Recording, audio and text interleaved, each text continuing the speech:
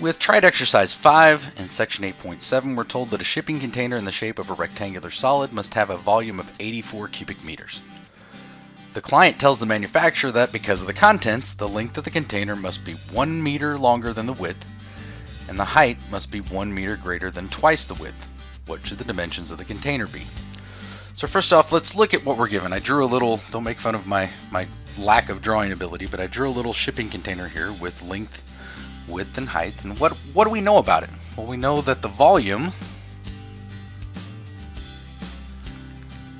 since it's a rectangular prism, rectangular solid, is going to be length times width times height.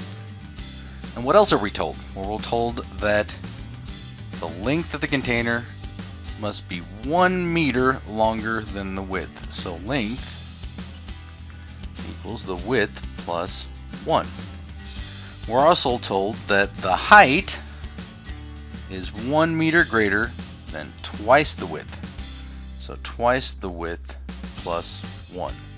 Well, now we can set up an equation in terms of just the width. Solve for the width and then back substitute to find the length and the height. So first off, let's start with substituting. Volume equals length times width times height, which is W plus 1 times W, the width. The length times the width times the height is 2W plus 1. And we know that that equals 84 cubic meters. So if we multiply through, we end up with 2W cubed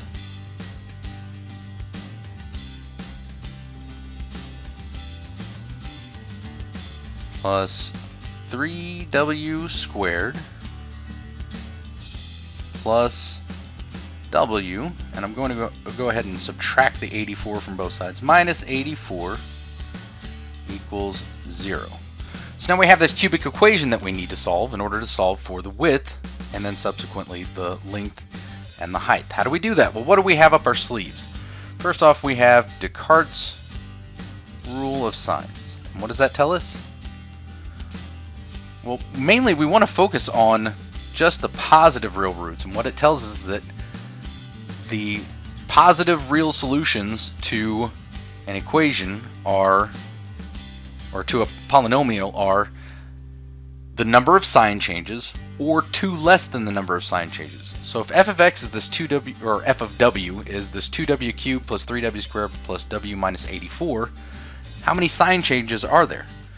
Well, 2w cubed is positive, 3w squared is positive, w is positive. We're subtracting 84, so that's 1 sign change.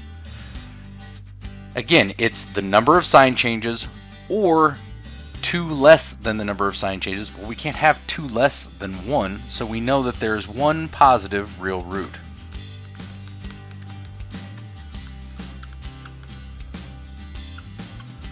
What else do we have up our sleeves? We have the rational zeros test.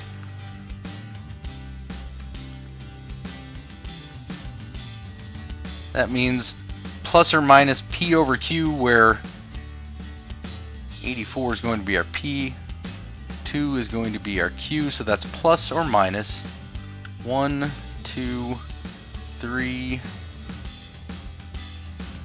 4, 6, 7, 12,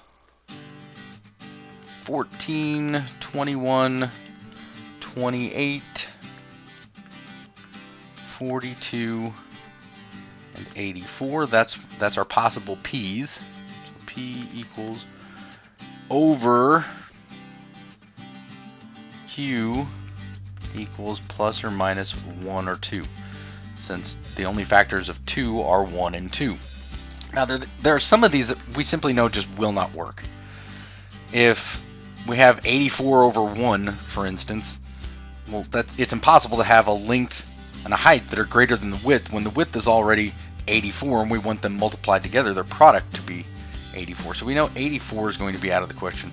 So is 1. You know, 84 divided by 2 even is too large. We'd end up with 42, 43, and then something that's bigger than 84 if we substitute that. So we know that it's not going to be 42. Even 42 over 2 is 21, Again, that's 21, 23. We're already bigger than when we multiply our cubic volume, our 84 cubic meters. We also know that, therefore, that 1 and 2 are going to be out. But we'll go ahead and try 3 next. We'll use synthetic division to determine, is 3 a solution to this cubic equation? So we have 2w cubed, 3w squared, 1w, and then negative 84. We want to see if 3 will work, so we have a 3 here. Bring down our 2. 3 times 2 is 6. 6 plus 3 is 9. 3 times 9 is 27. 1 plus 27 is 28. 3 times 28 is 84. Negative 84 plus 84 is 0. And what this means is that if we factor this 2w cubed plus 3w squared plus w minus 84, if we factor out w minus 3, we end up with w minus 3 times 2w squared plus 9w plus 28 equals 0. That's this factored. Now, I said earlier, it kind of helps us out that we know there's only one positive real root. We just found the one positive real root. So that means that the width is 3